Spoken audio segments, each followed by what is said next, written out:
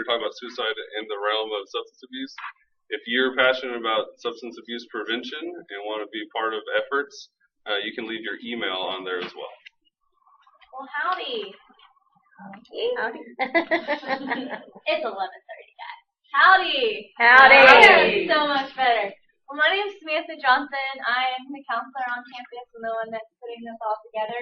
Just thank you guys for coming. And attending this presentation is really important to be familiar with signs and symptoms and suicide prevention so you can save a life and be a friend and listen. So that's why you have the handouts and all that kind of stuff. We have presenters from BB Casa here today, and they're going to be going over some information, and they'll give some opportunity at the end for some Q&A. So just hold that till the end. But I'll let them introduce themselves and get started, all right? Cool. Thank you all for being here. My name is Michael Chisholm. I'm with the Brazos Valley Council on Alcohol and Substance Abuse, which is located here in Bryan, just down the road, or BB Casa for short. And we're talking about suicide, but we're drug prevention, intervention, and treatment professionals. So we're going to be discussing a little bit of how all of those are intermixed.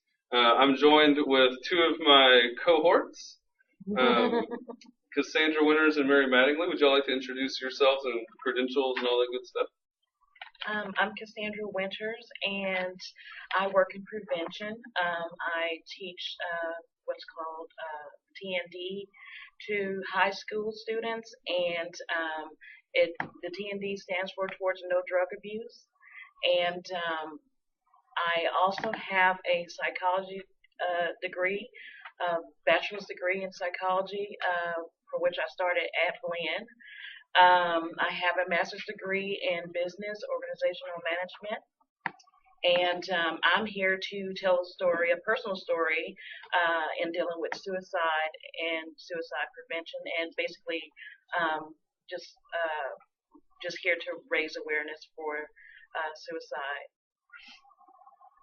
My name is Mary Mattingly, and I am the founder and the first executive director for the Brazos Valley Council on Alcohol and Substance Abuse. I had that position for 10 years, left the agency, and then came back as the director of prevention services, and have been back now 11 and a half years. I am a licensed chemical dependency counselor. I have a bachelor's degree from the University of Houston in political science. And many years ago, there was a suicide hotline. Right. That was started here. Yeah, funded. One of the first programs that I got funded was it was really supposed to be a teen hotline. It was called Straight Talk, and it was funded by the city of College Station. And it was operational from about 86 until late 90s. And it wound up being a suicide hotline because our volunteers were trained, and we didn't have an answering service system. Our volunteers actually answered the phone. So if you called our hotline, you got a real person to talk to about whatever your issues were. And so we wound up, as I said, being a suicide hotline, much to my astonishment. So, some things that we want y'all to leave here today with. Number one, being more educated about suicide, depression, substance abuse, and the linkages between them. I also want y'all to leave being more aware of the blessings around you and talking to folks who are dealing with depression or suicidal thoughts. Oftentimes, once they have managed to get to a better place, they can always tell me that at the time I just was unable to see all the good things that were happening, just blind to all those. So I want y'all we're going to work a little bit on becoming more aware of those. Understanding the importance of getting help from multiple sources is another thing that we really want to drive home today. I'll let Cassandra talk a lot more about that with her experience, but a lot of times we work in a world where it's like, so-and-so has a problem, they need to go to the mechanic for their car, right? That one person will help them with that problem. Or so-and-so, is sick, they need to go find that doctor, and that doctor will help them. This is one of those issues a lot of times, it takes lots of people. So when we want to say, hey, go talk to a counselor or a therapist, and okay, we're done, hopefully that'll fix that. in the realm of depression, suicide, substance abuse, it takes multiple people. So we'll kind of hammer that into y'all's heads today. Understand the importance of sharing your thoughts and feelings. We're going to see from a lot of the examples in a short video that a lot of people show the importance of once they could actually share that, they realized they weren't alone. At the time, whatever they were going through, they felt completely alone that no one else knew what they were going through. And they all talked about the importance of sharing that stuff and getting it out. And then Mary will really hit on resources for help. So we have written a few of them up here. We'll talk a little bit more about them, but if you know that you want some local resources, MHMR, or mental health, mental retardation, Brazos Valley, they handle a lot of mental health issues, which this falls under. National Suicide Hotline that we like and we've even called and talked to kind of make sure that the system works. You get to talk to a live, real person who's trained to kind of help walk people through. So these are great resources for others if y'all know someone who needs this. Since we have like a group that I want to kind of maybe pull a little discussion out of, and I know that no group really wants to just jump into a discussion on subject matter like this, I brought some kind of cool giveaways because everyone likes that. These are earbuds. That have a little pouch. It's really handy for going to the gym. So my opening little icebreaker questions are, raise your hand if you're having a rough day. Had one yesterday. Here you go. You need one of these. You need one. You had a rough day yesterday. You're doing better today. Raise your hand if it took you more than 10 minutes to get a parking spot this morning. Yeah. Y'all need some love. Y'all need some love. You're welcome. Yes, for sure. Raise your hand if you're getting extra credit for being here. Okay, you don't get anything. Your extra credit's enough. Raise your hand if you are happy to be alive right now. Okay, everybody gets one for that. Right? Anyone who hasn't gotten one, just let me know. I want everyone to leave with a cool set of earbuds. By the way, I won't go into this very long because I don't want to get distracted, but you'll see the logo on the earbuds is the CASAP. That is a coalition that is here at Blinn College. Does everyone have one? Anybody get looked up? That's a coalition that exists. It's in second year of funding here, and we really want student involvement with drug prevention efforts. So we'll talk a little bit about that at the very, very end.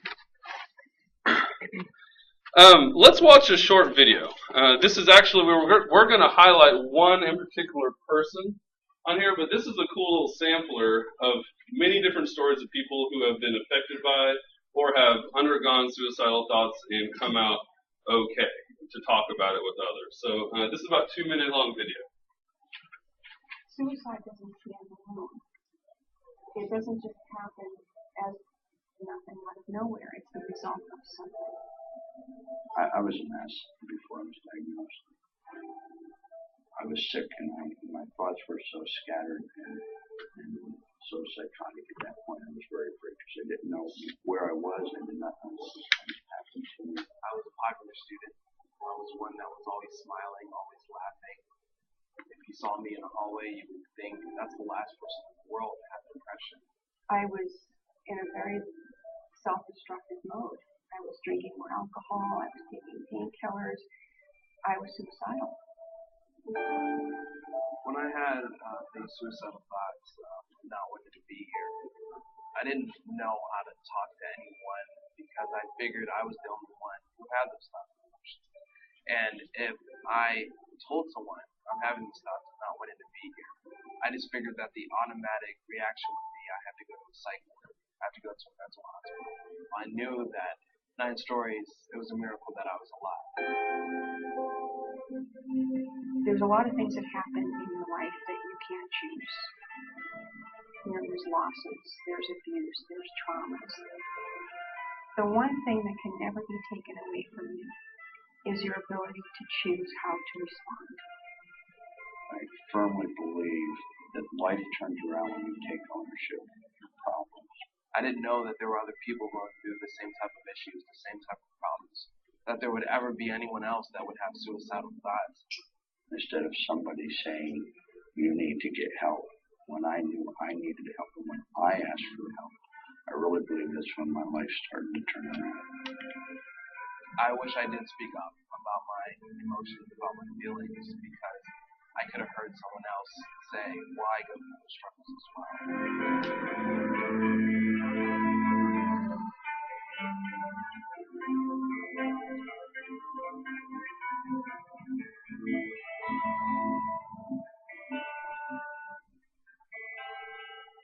Okay, so nationalsuicidelifeline.org is, that'd be a good one to kind of leave up if y'all want to pause it on that screen. We'll leave that up kind of the whole time, that way you'll have it, as long as it doesn't blind anybody. Do y'all think you can tell if someone is dealing with depression? They're quiet, withdrawn. Okay. It can be hard to, It can be hard. What makes it hard?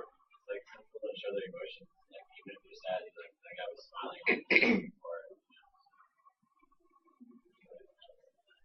The story of Jordan, a young man who said that, was really interesting. He was the popular kid. It showed him, and I think I really liked that brought out that so many times we are surrounded by people who we think are doing just fine, and they're the ones hurting the most. Case in point, did anybody enjoy Robin Williams as an actor? Because I know some of my favorite movies growing up, and this is one of those kind of persons who's a great kind of example of that. Popular, funny, involved students can still be depressed. We project something, we feel something else, right? How are depression and substance abuse related, do y'all think? Say again? Kind of how they cope. How they cope. Very good. Very good. Yeah. It's a coping mechanism. Y'all have heard the term self-medication. His story also, that young man Jordan, involved a lot of alcohol. And then it involved him getting caught with his parents and the guilt of letting down his parents. But that didn't stop. He continued using alcohol. Alcohol is a depressant. Do you know what that means? It means that, we think of it as being a fun thing. That's how it's marketed. But it, in fact, depresses the nervous system. Okay? It lowers heart rate. So, alcohol in particular, we see oftentimes linked with this. Good morning. Prescription pill abuse is usually linked with this, and also marijuana. I know that we have a hard time discussing marijuana openly these days because it's very polarizing for people. But I can talk from personal experience. My father was an old hippie, right? And I learned when I was 17 years old that he had been he was a smoker and a daily smoker. So it was until I was 17 that I realized my entire life he had been smoking every single day under my nose, right? I did not know that until I was junior in high school. Smoking marijuana? Smoking pot, yeah. Pot. Smoking pot. I came upon his stash, right? And I stole some, and I smoked it. And he realized it was missing. My friend's mom caught us, called our parents to tell your son is smoking. And Dad asked me, where did you get it? I said, I got it from your closet. Right? So talk about a real, my whole childhood had completely gotten blown up. What the heck? And rewriting my story, right? But I asked Dad. Dad has since had a lot of heart issues, and he's had to give up everything. So he's gone completely clean now. Since 2008, he's been a very vocal advocate for people going through depression and also people dealing with substance abuse. If you ask my dad, I don't care what other people say, he asks, is marijuana linked to dependent, or can you become dependent on marijuana? He said, absolutely. Here's an interesting thing. I looked this up. There's a difference between males and females. Because initially when I started talking to Dad about this, it's well, which came first, the chicken or the egg, right? Were you smoking pot because you were depressed, or were you depressed because you were smoking pot? Women develop mood disorders first, while men develop addiction first. This tends to be the case. Women tend to have a mood disorder, which they then try to cope with by using substances that they become dependent upon. Whereas men typically involve a dependency that creates a mood disorder that fuels that addiction and dependency. Okay, so there's a difference between men and women.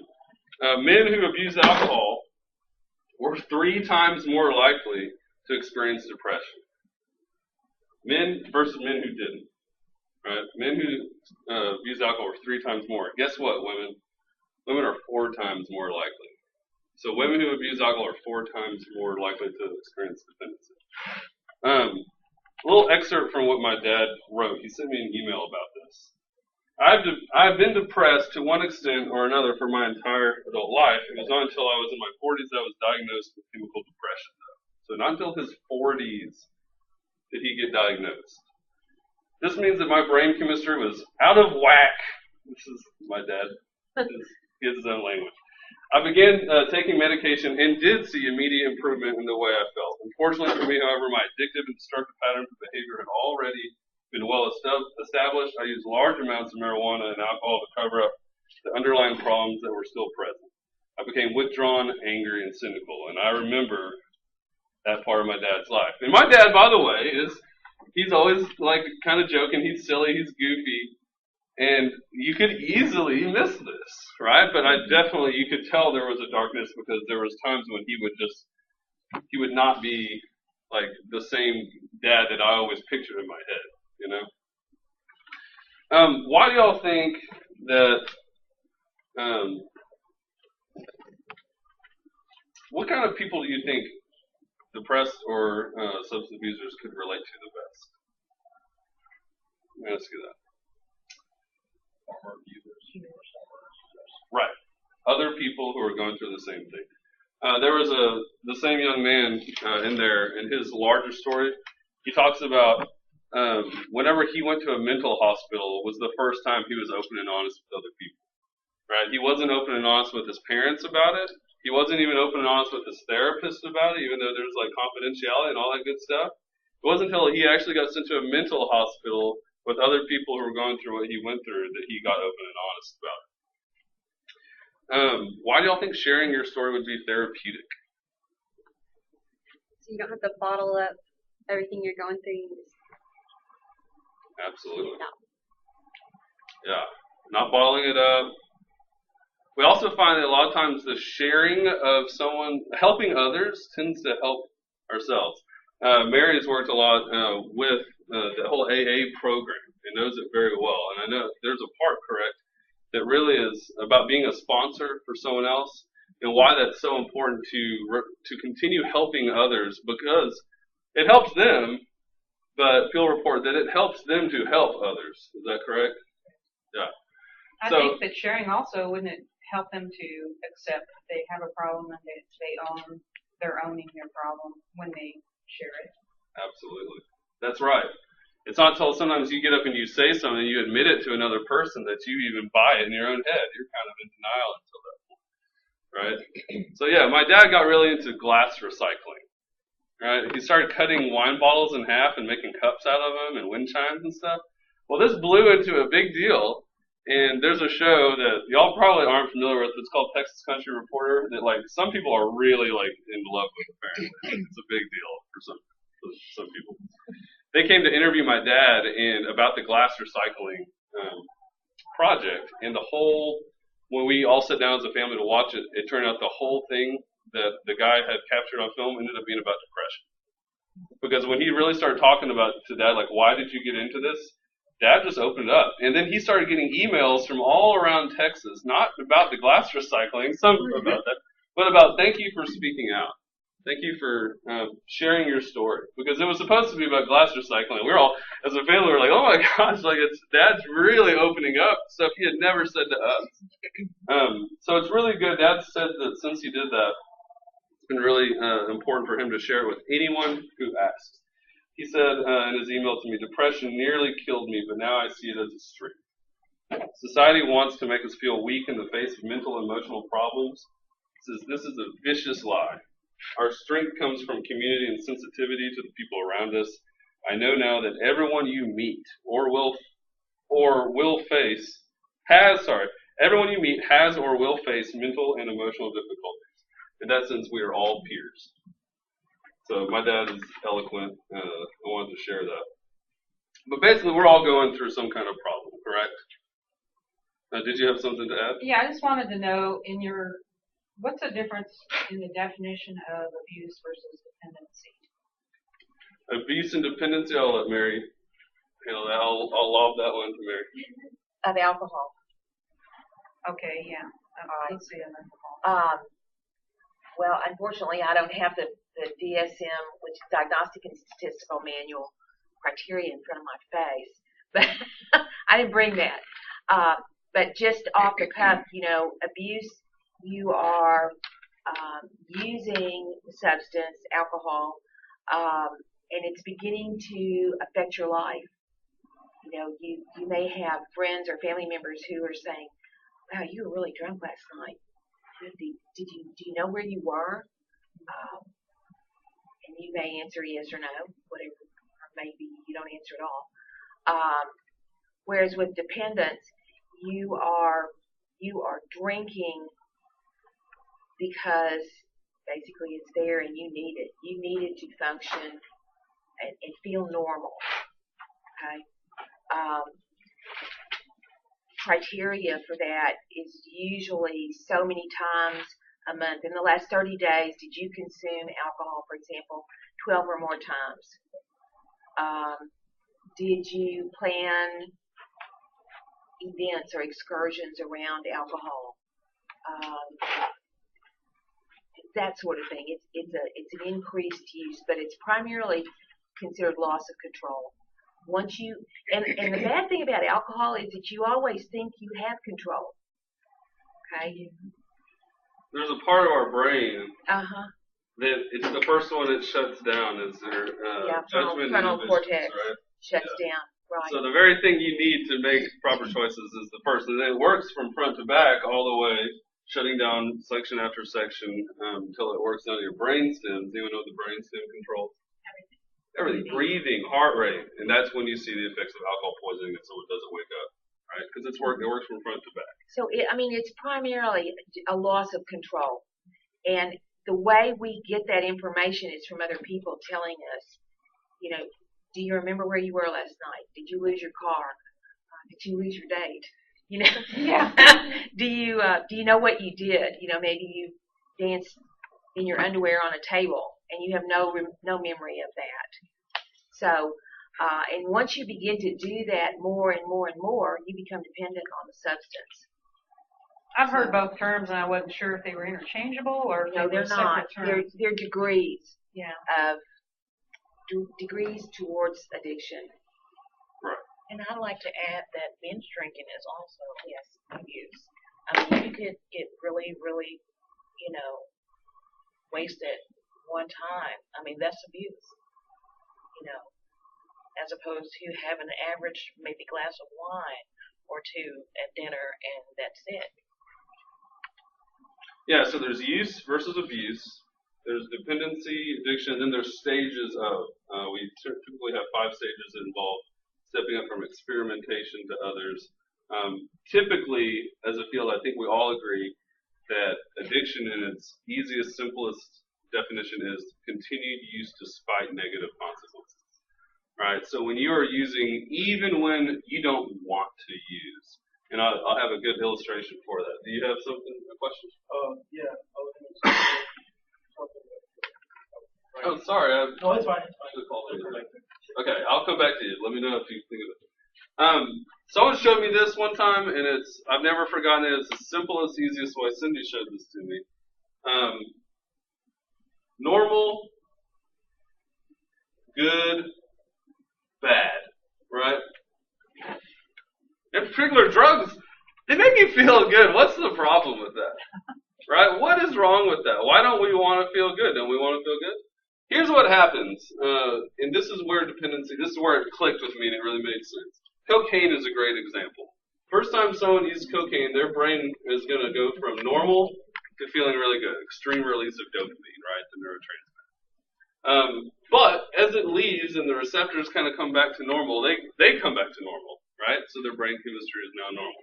They use again, and Have y'all ever heard like that term like chasing the dragon or whatever? It's that basically a term meaning you can't quite get to that point you had that first time, that first high, that first experience. And there's a reason for that. It's partly because of the receptors and the neurotransmitters and the packaging and all the stuff has been out of whack, so it's not able to release and receive as many as it was before. Well, what happens the next time is not only can you not get as high as you did the time before, but instead of coming back down to normal, you come down below normal. So now you've got bad feelings, essentially. And as we follow that trend, not only can you not get as high, you can't get that good feeling of release, but you can't get back down to normal. Now, once a person's feeling bad, why are they using? Are they using to feel good? They're dependent on it. They're using it to feel normal again. All right, so that's to me kind of the easiest way. When someone showed that to me, I never forgot it.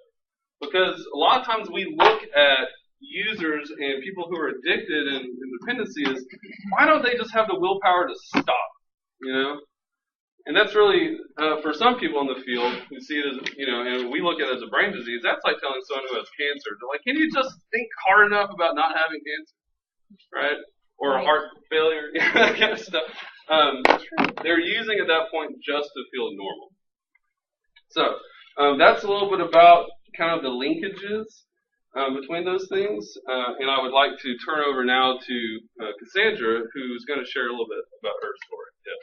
So if you want someone to not do that these days, use less and less and less until it's like start going normal again. That's one approach. That's where the methadone came from. It's because it's less destructive as heroin, and you can incrementally get a person back to normal, right? But it doesn't always work, right? Because you're still sometimes you're still fueling the dependency, and people will have triggers. Triggers are the ultimate problem for a dependent person. Is if it could be something as simple as a song on the radio or cold weather. Cold weather can make someone like, oh, I remember the first time I smoked pot. That kind of stuff. So, but yeah, good point. All right. Cassandra, are you ready to share? Sure. Okay, thanks. Okay. I'm going to tell you a personal story about suicide. Before I start, I'd like to give a little history about myself as far as I've worked in the field of MHMR for several years. So I've had lots and lots of suicide awareness training and prevention training. And so this helped me to determine or figure out what was going on in my life or my son's life at this time with the story that I'm about to tell you. My son was having some issues when he was in high school, and he was also like the guy that was on the video, the young man that was on the video that was smiling all the time, had lots of friends. You couldn't tell that he was down because he was always laughing, and he had plenty of friends. He was always doing stuff, going places, and so that makes it hard, of course, to tell if a person is depressed or have thoughts of suicide. So after watching him over the years, I could tell, I just had a feeling that there was something wrong. And looking at his eyes, looking into his eyes, some of the things he said, some of the things he was doing, just a little bit out of character, but not too much to the point where you just automatically assume, for the normal person, it would be hard to tell that these were signs of a person either thinking about suicide or depressed. So one day we had a long talk, and I'm going to go over some of the things that we talked about and that made him open up to me and admit to me that he did have thoughts of suicide. One of the things was that in talking to him, I reminded myself that I had to be in a position or make him aware that I'm non-judgmental. I'm not going to judge him for what he's going to tell me. And I had to let him know this, that whatever you tell me, I'm not going to judge you, you know. A lot of times people who are feeling suicidal or depressed feel like that a lot of the things that they've done is going to make the person that they or the people that they love look at them in a bad way. You know, it's going to make them feel like they're not. In their mind, they're thinking that they're not living up to, for example, my standards in this case with my son, because I was very strict and I expected a lot from him as far as educational behavior, all of those things, like that most parents, you know, look at their children or expect from their children to be the best, you know, that they can be, you know. And so sometimes it's hard for people when they make mistakes, they don't feel that they're living up to that parents or guardian standards, for an example. So I talked to him and I let him know that whatever he had to tell me, whether it was drugs, whether it was alcohol, whether it was something that he'd done that he was ashamed of, that he could open up to me and tell me, you know, and I'm not going to judge him. I'm not going to yell at him. I'm not going to tell him, oh, you're a bad person or you're a bad kid or whatever the case may be. Just tell me what you're thinking, tell me what you're feeling, and that it's okay. And I also have to remind myself, because if you're the person who's talking to someone who has suicidal thoughts or depression, you want to let them know that it's okay. That it's okay because the person that they're talking to makes mistakes too, because all of us make mistakes. Nobody is perfect. And so when you're talking to people like that, you have to remind yourself as well that you're not perfect, you know. So thinking of that and being non-judgmental helps a lot. And it makes them more comfortable. It allows them to open up more or feel that they can open up more. When he opened up, he told me about how he feels that some of the things that he's done is going to disappoint me. And I told him, I said, well, it's okay. Like I said, I'm not judging you. Just tell me what you're feeling. And he told me that he was feeling shame. And again, like he's disappointing me. And that he's not such a good person. And that he had thoughts of suicide, and that he didn't know what to do with those feelings. And so in talking to him about that, about suicide, and basically about his feelings and thoughts and his behaviors, we went over all of that as far as him seemed to be happy all the time, having lots of friends, and how that, you know, didn't add up, you know. And that was what he was feeling. It didn't add up because he was happy when he was around his friends, and all that kind of stuff, and smiles and everything. But deep down inside, he still felt a feeling of depression, a feeling of sadness, guilt, and shame. And I just reminded him that you can start again. It doesn't stop here.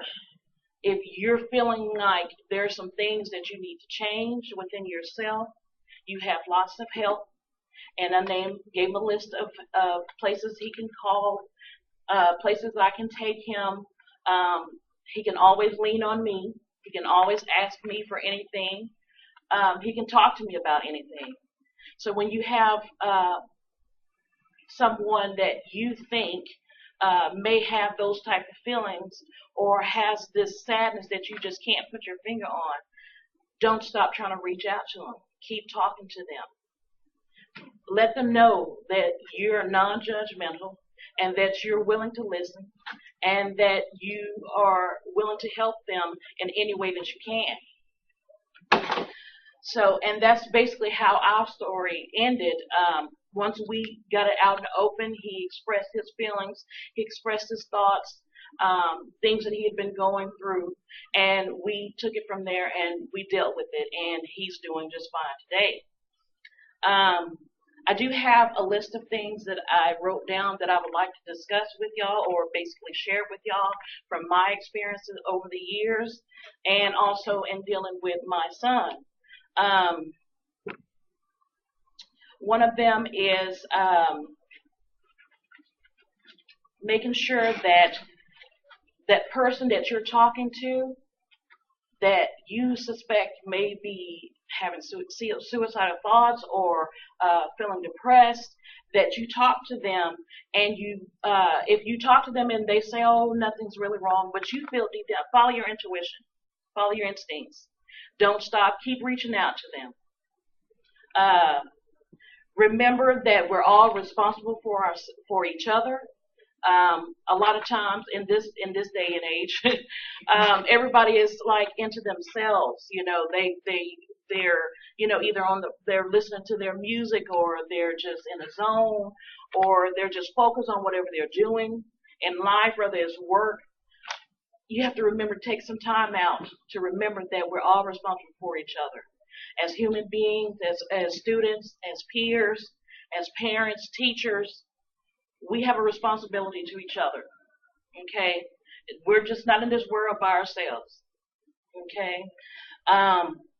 I also want to talk about or share with you that when you're talking to that person, you do want to remind them that they're valuable, because each and every one of us is valuable.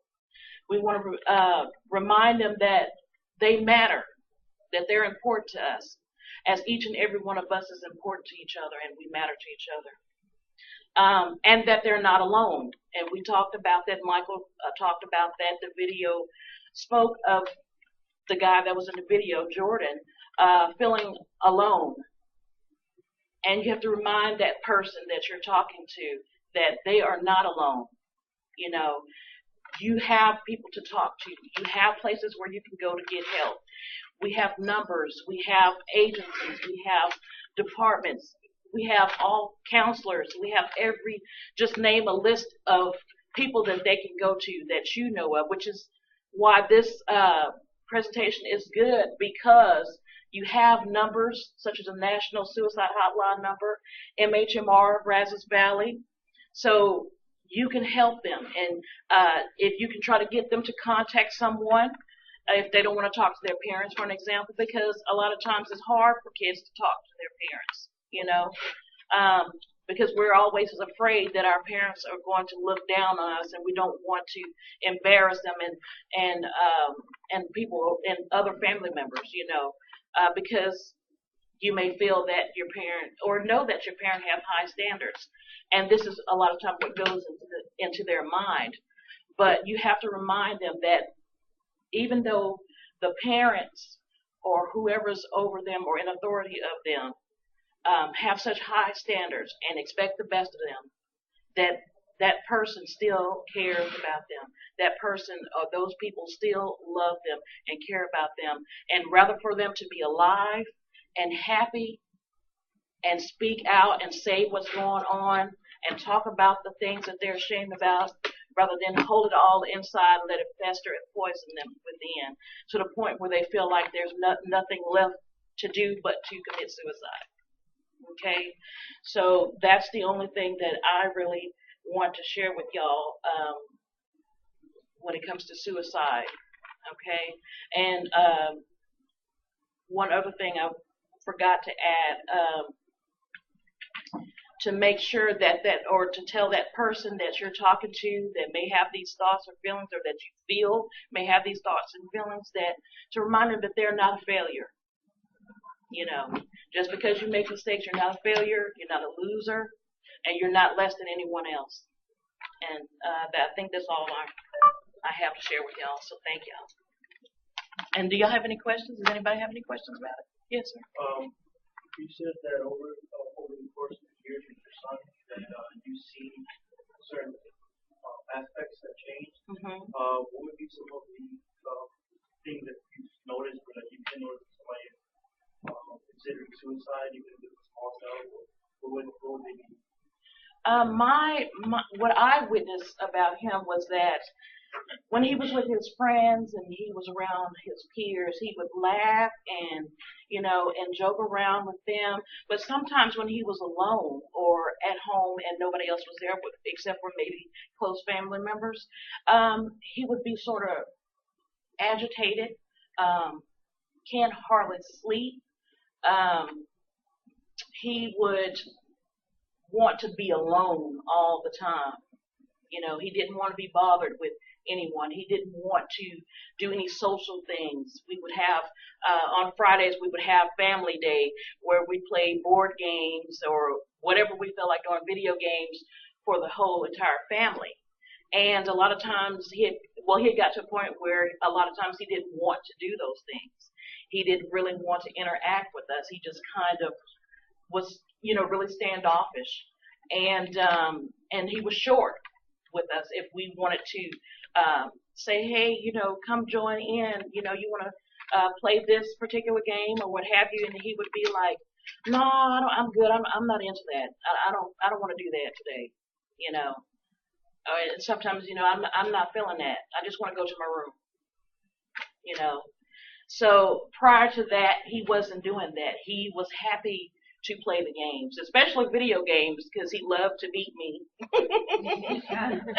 So, that, was red flags right there because, hey, you don't want to beat me today, And so after a period or a few weeks of doing that, along with everything else, I knew that there was something wrong too, and not to mention the training that I had. So this training is good for y'all so that way y'all can see things that maybe the normal person or the person who hasn't had this type of training or awareness, will miss. For an example, they won't see it because they're not looking for it, So this is good.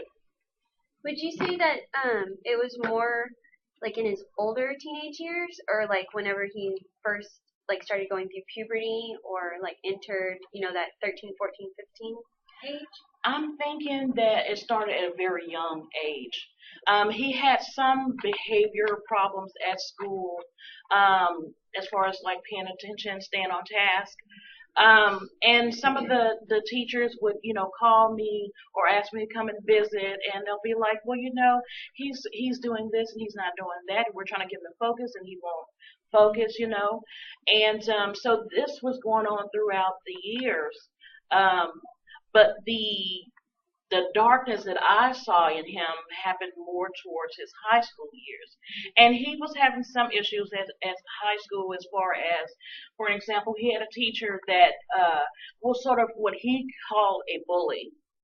He loved all the jocks, but he didn't really like the other students who, weren't. So it was a problem for him, and he wasn't the only person that experienced that. He had classmates that felt the same way because I would sometimes listen to them talk.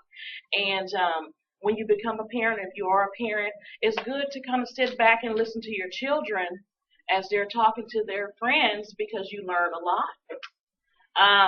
And that's, when I really picked up on other things as well as the other stuff that I was witnessing. He would talk to his friends about what was going on at school and how it made him feel. And after going through this a long period of time, which I didn't know when I overheard him talking about it, that he had been dealing with this since the beginning of the school year. Mm-hmm. And it was close to the end of the school year when I found out about it. So, yeah, so he had been dealing with it on his own. He didn't come to me. He didn't talk to me about it, And especially on those family days that I had, I would also talk to them about what was going on at school, even more than throughout the week when they would come home from school. But I would talk to them also on that day. What's going on, talk to them about their friends and what's going on with their friends and stuff like that. So you do have to really try to keep communication going between your kids and between you and your kids, for an example, because they hide a lot of problems that they go through every day. a lot of stress that they have. They hold it all inside, and you find that a lot with people who have suicidal thoughts. They hold everything inside. They're trying to deal with it on their own, and you could be a person to help save their lives by telling them it's okay to let it out. It's okay for you to tell me what's going on. Maybe I can help you, or maybe I can find someone who can help you. Does anybody else have any questions? Good question. No? Okay, thank y'all. And Mary will have a few extra things to add from kind of a clinical, for I think his question about science. Yeah, in working with volunteers and training them for a hotline, as I mentioned earlier, that was originally supposed to be a teen hotline, kids to call in if they were having problems, if they had questions about alcohol and drugs. That was the original scope of that hotline, and because of the death of a local teenager, his parents found him hanged in his closet after work one day.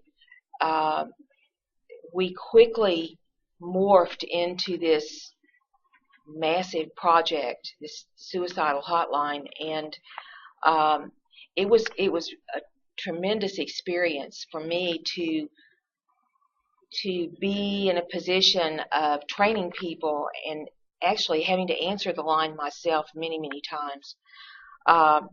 So it kind of opens a place in your heart where you hear people, you listen to people, and you hear them talking about their personal issues. And of course, they 9 times out of 10 don't give your name. And in those days, we didn't have cell phones. There was no way to trace the calls, so we did not know who was calling in. The local 911 line had just been established, but we weren't tied in with the sheriff's department or anything like that. So there was no way to trace those calls. One of the things that I learned during the course of teaching other people about suicide prevention is that, suicide is really a permanent solution to a temporary situation. Okay? And I think, at least in my judgment and opinion, that a lot of times everything is right now. The issues that we have, the problems that we face are right now. We think they're never going to go away. And a lot of times if you can just step back, take a breath, talk to someone, talk to a friend, certainly a pastor, anyone that you're comfortable with, then you can resolve, you will work your way through the problem, whatever it is. I really believe in talk therapy. I certainly think that medication, whenever that's appropriate for depression and anxiety, we have those drugs now. They're wonderful. They can certainly be abused. But if your doctor has prescribed that for you, then that's great, We used to use what was called a thumbnail sketch when we were talking with people on the phone. But before I tell you that, I want to tell you that don't be afraid. Don't be afraid to ask someone, are you thinking about hurting yourself? Okay? You are not going to spur them into committing suicide by bringing up the S word. That's suicide, not sex. Suicide. Okay? So, don't be afraid. And you don't have to say, hey, are you thinking about cutting your throat? Don't be crass about it. Be caring and understanding. Are you thinking about hurting yourself? The next thing that needs to come out of your mouth is, do you have a plan in mind? And if the person tells you, yeah, I bought a box of bullets the other day at wherever you buy ammunition, and I've got my dad's 9mm, and I loaded it last night, that person has a plan. Okay?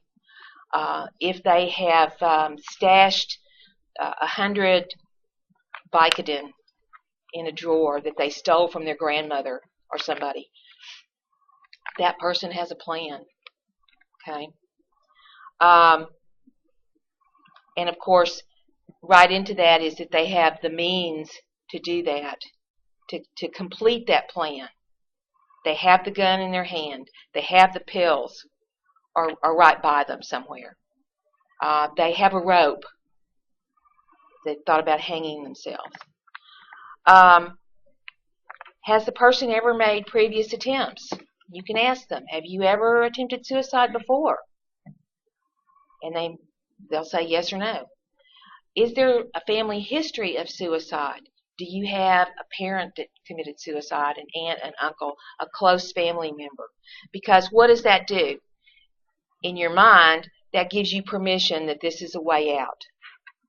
Okay, if a family member has committed suicide in the past. And finally, is that person giving things away that are very valuable to them? You know, jewelry, I don't know, their baseball card collection that they've had since they were 3. Things like that, things that you know are very valuable to that person. Are they giving those away? You know, many times we would talk to people and try to talk them through their situations. You always want to follow up with, you know, I'm not a licensed counselor or a professional mental health worker. Let me put you in touch with somebody that can help you. Come with me and let's go see the counselor if it's a face-to-face. Come with me and let's go talk to your pastor or your pastor's wife. Come with me and let's go to MHMR, you know, and get you a mental health screening. Come with me and let's go to BD Casa if it's an alcohol problem, where we do screenings, you know, many a day. Okay. Resources are the most important thing that you can have in your arsenal. To me, the thumbnail sketch, the 5 things that I just told you about, and having resources are critical. You have to have also a willingness to listen. If you want to talk, forget it. This person needs you to listen to them and hear them. Okay? Listen to what they're saying. I want to talk to you more about alcoholism and addiction. I am not a recovering alcoholic. I am an adult child of an alcoholic. My father was a terrible alcoholic. He was an attorney. His practice was in Dallas. And my mother very quickly, at an early age, moved us to Houston to get away from him. Although I certainly spent many holidays with him. For me, the Al-Anon program was a lifesaver. That is for people who have loved ones who are chemically dependent. AL-ANON. In my years of treating addiction, doing prevention work, you know, I've seen many types of recovery. Not everyone gets sober in AA. Sometimes they don't like what they call the God thing. That's a standard complaint. AA, if you don't know anything about it, it was the founders were very much aware of that. They were both longtime alcoholics. And the way they found that they could get sober was by helping one another and listening to each other. Yes? What did you mean by that? The Italian religion in AA? I'm going to tell you. Oh, okay. Okay. What they found was, and this was based on their own experiences, that by the time you got to that stage that they were in of alcoholism, you didn't believe in God. You didn't believe in anything. Marriage, any of our conventional, established, give me a word. Beliefs, thank you. You know, they just didn't. And I personally think that that's a result of the addiction and the process as you move from use, abuse, into addiction. what they found was that if they would not use the term God right away, as they were developing what are called the 12 steps of Alcoholics Anonymous, they didn't start with God. It was a progression into developing what they call a higher power. And what they would tell people who wanted that brand of recovery, I don't care what you believe in. It can be this. It doesn't matter. As long as you learn and believe that there is a power on this earth greater than yourself. Because the one thing that they all had in common was that they thought that they were the center of the universe. And you will find that if you ever work with alcoholics and addicts, you will find that that is a pattern that they all share. They're very narcissistic and very self-centered. Okay? And so one of the things that you learn in AA is that you are not the center of the universe. There's someone greater in this universe. And what they do is they move you towards calling that entity God. Okay? So for people who just come into the program, it's very scary to them. Did I answer your question? Yeah, that was Okay. It's very scary to them. And many times, they'll read through the steps, which I didn't bring with me, but they'll read through the steps and they'll see, came to believe a higher power whom I choose to call God. Oh, and they run out the door. Okay? And so, if you give 12-step programs a chance, whether it's Al-Anon, Narcotics Anonymous, or Alcoholics Anonymous, if you give that program a chance, what it does is it teaches you how to live. It teaches you how to live every day of your life without alcohol or drugs.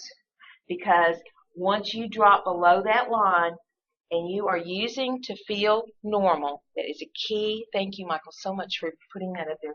That is a key point. You are dependent. Okay? And most people can't stop that alone. They die.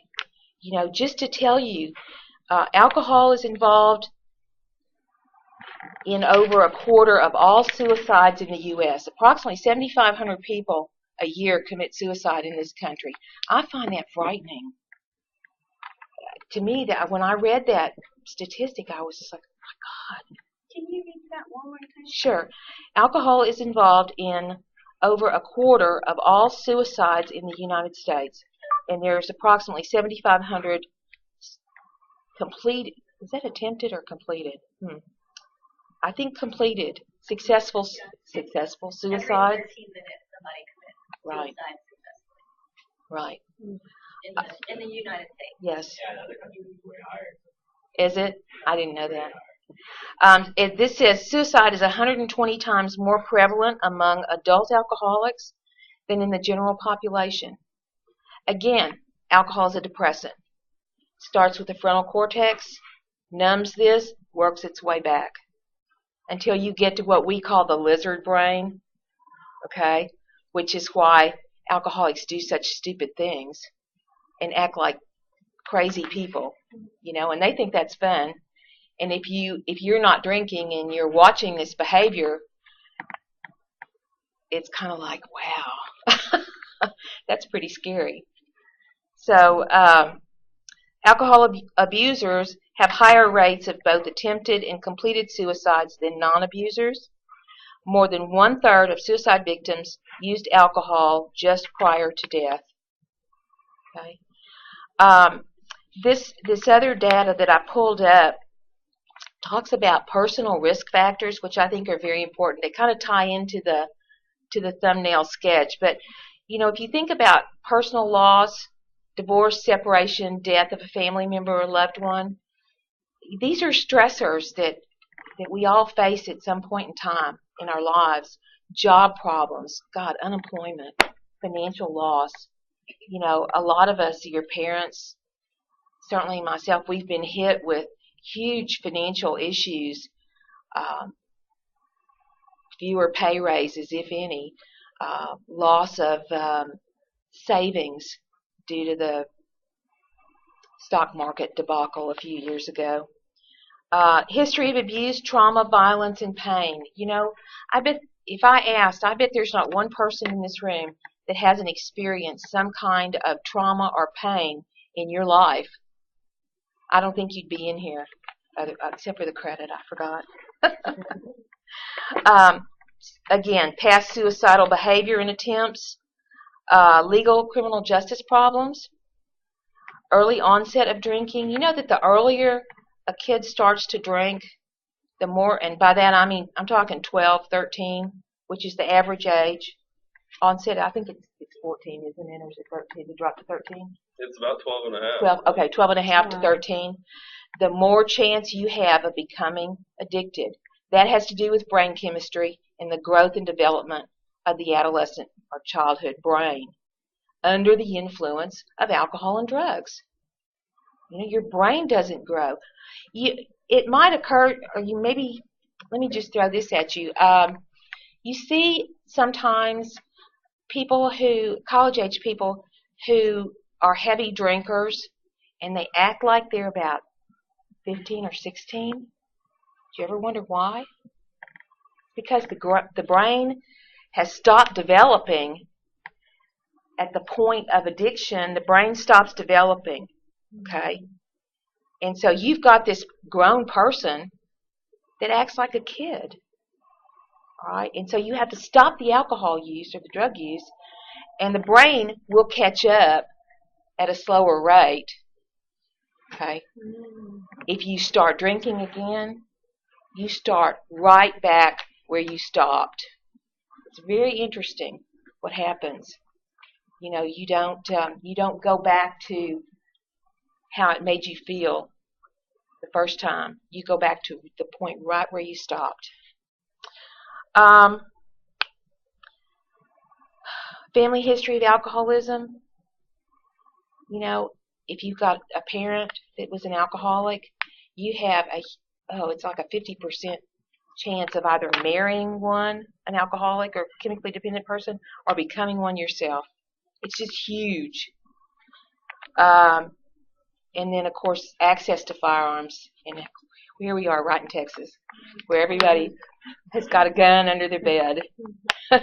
So, anyway, yes. 89% of the United States have a weapon in their house. Oh, so it's not just Texans? Yeah, it's like well, that's good to know. Like most of the armed nations. Yeah, well, I don't know how y'all feel about that. I personally have no intention of giving up my gun, my one little gun. But somehow it makes me feel safer, which is probably pretty stupid. But, you know, I don't know what your feelings are. Any other questions? Do you think that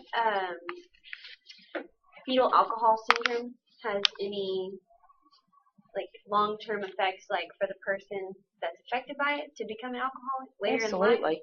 If they're born already addicted to alcohol like that? Or is that how that works? And I think the more that they experiment and use, the more chance they have to become addicted. And that's probably with any drug that the mother's on. Yes. When the baby's. I work with at least 2 people that I suspect are FAS or FASD, and they're adults. And it's tough. I work with a woman that her daughter was adopted, and she had fetal alcohol syndrome, and she said she has a lot of problems, memory loss. Yes, attention deficit. Yeah. Some hyperactivity, but most of it's attention deficit. Yes, serious cognitive impairment. So, whether these people are chemically dependent or not, or alcoholics, I can't say that. I can't say you're an alcoholic unless you come to me for a screening and we sit down and I interview you and give you a couple of tests and whatnot, and you have to be really honest with me. Okay? Then I can say, it appears to me that you are alcohol dependent, or, and then that's fine. But I can't stand up here and say, you're an alcoholic or you're an alcoholic. I can't do that. You know, you have to make that decision yourself. Anything else? Yes, ma'am. Recently, I guess in the past 2 or 3 years, the incidence of mass shootings has increased. And, you know, as a critical incident response team person, we see that the statistics show that a lot of those shooters already they're doing it to commit suicide. And so I think, you know, we have to also think about the strange and twisted way people want to take other lives before they take their own, and, you know, trying to understand what motivates people like that to do that. You know, I just think we have such serious mental health issues in this country, and you know, I can't speak for the rest of the world. I don't know, but they're not being addressed. They are just ignored, swept under the carpet. You know, the systems that are in place are overwhelmed. There's not enough bed space. I found out about a month ago. There are 3 free detox beds for alcoholics and addicts in the city of Austin. 3. So, you know, when our state mental health hospital, which is in Austin, you send people up there because maybe they're suicidal. That's about the only way you can get in. And they beat you home, okay, driving. They're shipped back to their community, and they get back here before you do. There's a problem with that, and I'm being facetious and exaggerating a little bit. I'm sure it's not that bad. It has yes. I worked in the Okay, so you know. And there's also a way to get into 3 places that you were talking about. Yes. I got to volunteer at the state psychiatric hospital. ASH is what it's called, yeah. Yeah, there's like ways to get in there and stuff, so it's kind of like pointless because the waiting time maybe is the time that it's critical. It's critical. And again, I think that goes right back to why, you know, if you have a friend, be a friend. Be your brother's keeper. I think that's one thing we all want to echo loud and clear. Resources for help are available, but if y'all didn't hear it between all 3 of us already, sometimes we like to use these as well, go talk to them. All right, I did my part. Unfortunately, in the realm of substance abuse, depression, and suicide, it doesn't take one person. It takes multiple people. Hopefully y'all got to understand the importance of sharing your thoughts and feelings, or drawing those out of others and listening to theirs. Understanding the link between substance abuse and depression. And I know that on a college campus, I just remember I went to Baylor. It was the first time I was ever like truly alone. Y'all are surrounded by a lot of people who are at a commuter college right now. Y'all are people who you drive here alone, you walk to class alone, you maybe have a friend in one class or not. But before this, you kind of had your designated little peer groups, perhaps, right? College is a lot of times when people experience loneliness on a level they've never really understood before. So we need to do something to address it here. I really appreciate that Samantha saw this and took this on very much like as her own project, the whole Suicide Prevention Week. I appreciate her having us come and talk. The coalition that y'all have little things for is going to address that kind of stuff, and it sounds like a lot of people in the room are here with service-mindedness, right? Like that you want to be a part of something. I hope that as the sign-in sheet goes by, if y'all haven't already seen the sign-up sheet, sign in, just let us know you were here, but if you're interested in helping for prevention efforts, give your email, because we do want to try to figure out a way to go on from beyond this meeting to start addressing these issues in a larger realm. I'll end with something that, as y'all were talking, I realized that my wife and I have been kind of trying to help each other with, she's going through some really hard time she's a teacher. And last night we pulled up a book that we've been going through that has you do some soul exercises, and I thought it was so good that I wanted to share it with you guys. The first soul exercise is get sleep, which I thought was really funny. Do you guys who raise your hand if you get 8 hours of sleep every night? Nobody? 8 hours of sleep? 8 hours of sleep every night? Maybe. We were 7. Yeah. 7. And I think they're saying 6 if you're above the age of like 40 or something. Yeah. You need less sleep as you age. Yeah. Right. At this current point, it'd be really great if you get 8. Yeah. But the second thing was to recognize your blessings and to actually make a list of those things. So my wife and I did that last night, which was really funny. Mary talked about how addiction and in fact, suicide and depression a lot of times comes from this kind of, as you said it, you're the center of the universe. This kind of thing where we become so focused on the self that we forget about the rest.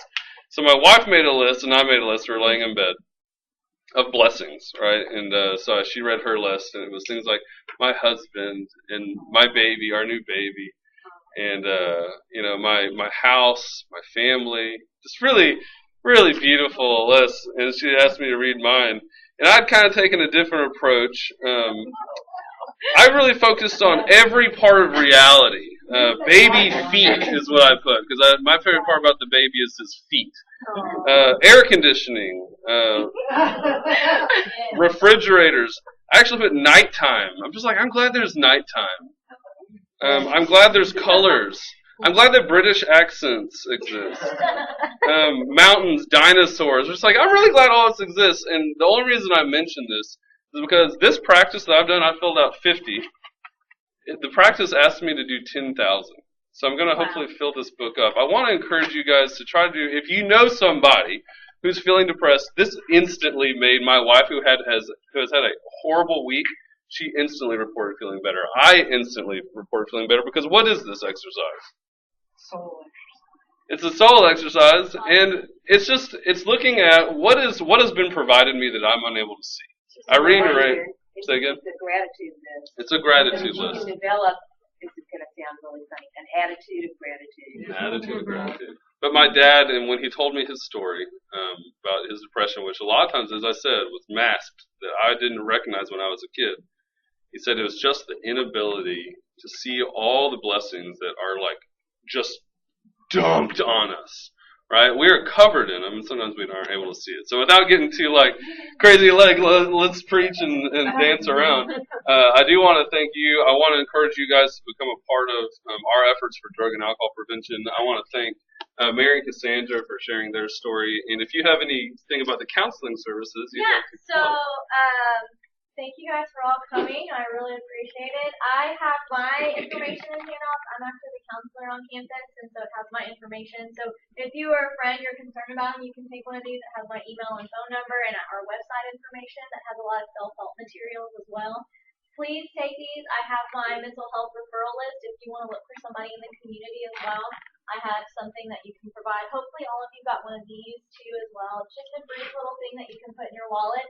That helps with, like, what do I do if somebody says they're suicidal? Because you ask the question, hoping, please God, they don't say that they're suicidal.